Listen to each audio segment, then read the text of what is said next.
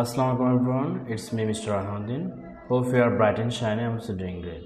Today I'm going to learn about phonetics. What is the means of phonics? Phonics means letter sound. প্রতিটা লেটারের একটি করে sound রয়েছে। ওই সাউন্ডটা আমরা না জানার কারণে আমরা ওয়ার্ড মিনিং কী করে আমরা ভুল উচ্চারণ করি এবং সেন্টেন্স ভুল উচ্চারণ করি, অবশেষে গিয়ে আমাদের পুরো ল্যাঙ্গুয়েজ আমাদের একটা ভুল থেকে যাচ্ছে। সো আপনি ইংরেজি বিশেষ করে শুদ্ধভাবে আপনি শিখতে গেলে, বলতে গেলে, প্রেজেন্টেশন আপনি স্কিল ডেভেলপ করতে হলে অবশ্যই আপনাকে সঠিকভাবে শুদ্ধভাবে ইংরেজিকে আপনার আয়ত্ত করতে হবে। ইংরেজি শেখার অভিনব একটি পদ্ধতি হচ্ছে আপনার ফনিক্স পদ্ধতি। আমাদের দেশে স্টুডেন্টরা ইংরেজি শিখে ABC দিয়ে, কিন্তু বিদেশিরা শিখে ফনিক্স দিয়ে। What is the means of ফনিক্স? Phonics means letter sound. Each letter have a sound. So প্রত্যেকটা লেটার একটা সাউন্ড রয়েছে। আমাদের ইংরেজি লেটার কিন্তু 26টি, আমাদের ফনিক্স কিন্তু 44টি। সো আমাদের যেমন ইংরেজি একটা লেটার হচ্ছে A is a letter sound is A, sometimes sometimes sometimes A. So এ লেটারের অনেক সাউন্ড রয়েছে, কিন্তু আমরা যদি এই সাউন্ডগুলো যদি আয়ত্ত করতে না পারি তাহলে আমাদের কখনো একটা সঠিক শব্দ উচ্চারণ করতে পারবো না, এবং শব্দ উচ্চারণ করতে না পারলে আপনি সেন্টেন্স পারবেন না, সেন্টেন্স তারপর আপনার কখনো প্রেজেন্টেশন আপনার সুন্দর হবে না। সো এনএসআর আপনাদের জন্য নিয়ে এসেছে একটা ফনিক্স সম্পূর্ণ একটা কোর্স। এই কোর্সটা আপনি ধারাবাহিকভাবে দেখবেন। Each and every slide never ignore. Okay, আপনি প্রতিটা স্লাইড দেখে ক্লাসের মধ্যে আপনি পুরো কোর্সটা এখানে করতে পারবেন। সো আমি প্লে লিস্টে আমাদের সব ভিডিওগুলো থাকবে, পুরো আপনি কোর্সটা এখানে কোর্সটা এই স্লাইডের মধ্যে আপনি করে ফেলতে পারবেন। So hope that is a wonderful video for everyone. Not to talk too much, let's get start. First slide, welcome answer ফনিক্স workshop. So আমাদের যদি ফনিক্স শিখতে চাই আমাদের কিছু কথা অবশ্যই জানতে হবে। যেমন আমি এই পড়াটা একটু পড়ে শোনাচ্ছি। We know English is an international language. Our mother language is Bangla. Every nation can speak own language spontaneously, but English is our acquisition. We have to acquire it at anyhow, at any cost. As a Bengali, we have to learn English as a foreigner. Our spoken English will teach you what to say. Our phonics will teach you how to say. So এখানে যে বাংলাটা আমি সংক্ষেপে বলি, ইংরেজি হচ্ছে, আমরা জানি সকলে ইংরেজি হচ্ছে একটা আন্তর্জাতিক ভাষা, আমাদের মাতৃভাষা হচ্ছে বাংলা।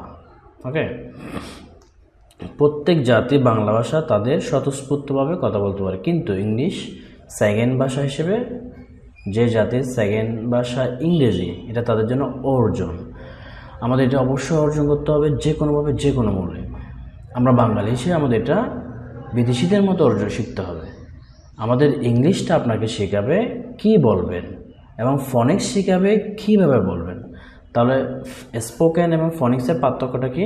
স্পোকেন হচ্ছে what to say in the right time, what to say, and ফনিক্স হচ্ছে হাউ টু সে, কীভাবে বলবেন, কীভাবে উচ্চারণটা, টোনটা কীরকম হবে, শুদ্ধভাবে কীভাবে বলবেন, হ্যাঁ, কারেক্ট অ্যাকসেন্টে কীভাবে বলবেন, এ ধরনের। এটাই আমাদের অবশ্যই what to say, how to say. Then আপনি কোনো কিছু করতে গেলে অবশ্যই আপনাকে একটা স্ট্রংলি মাইন্ড সেট আপ করতে হবে এবং শপথ করতে হবে, অ্যাকশন নিতে হবে।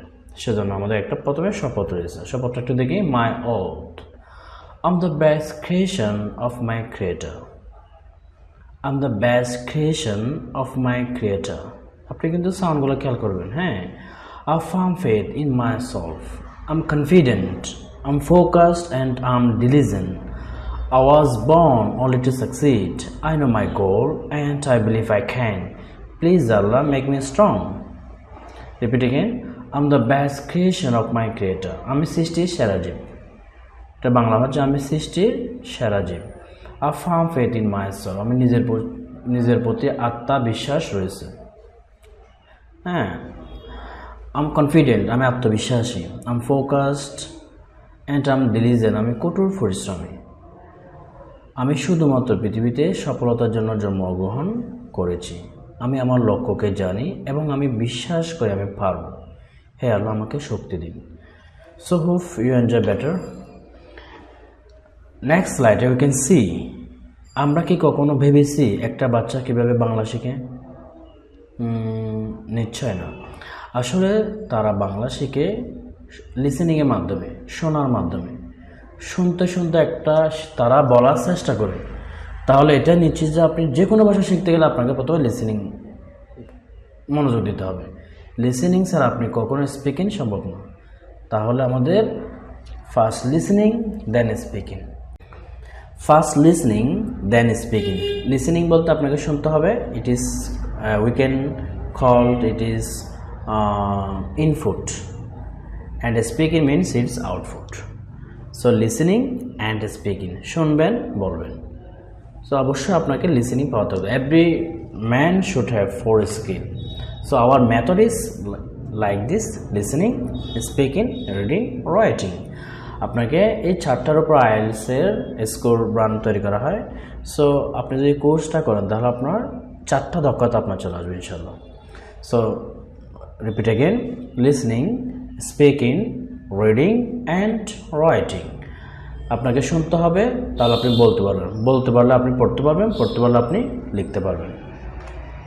দেন আমি যদি এই স্লাইডটা আপনাদেরকে পড়ে শোনাই। লিসেনিং ছাড়া স্পোকেন ইংলিশ নিতান্তই অসম্ভব। লিসেনিং ছাড়া স্পোকেন ইংলিশ নিতান্তই অসম্ভব। আর সুন্দর উচ্চারণ ছাড়া ইংরেজি কখনো মানসম্মত নয়। লিসেনিং ও সুন্দর উচ্চারণ ছাড়া স্পোকেন ইংলিশ সম্ভব কিনা বৈজ্ঞানিক ব্যাখ্যা খেয়াল করেন। লিসেনিংয়ের সাথে স্পিকিং, রিডিং জড়িত, আবার স্পিকিংয়ের সাথে রিডিং, রাইটিং জড়িত। তাহলে আপনাকে অবশ্যই লিসেনিং যদি আপনি না করেন, তিনটাই সম্ভব না। টেবিলে দেখতে পাচ্ছেন লিসেনিংয়ের সাথে সরাসরি স্পিকিং স্কিল জড়িত।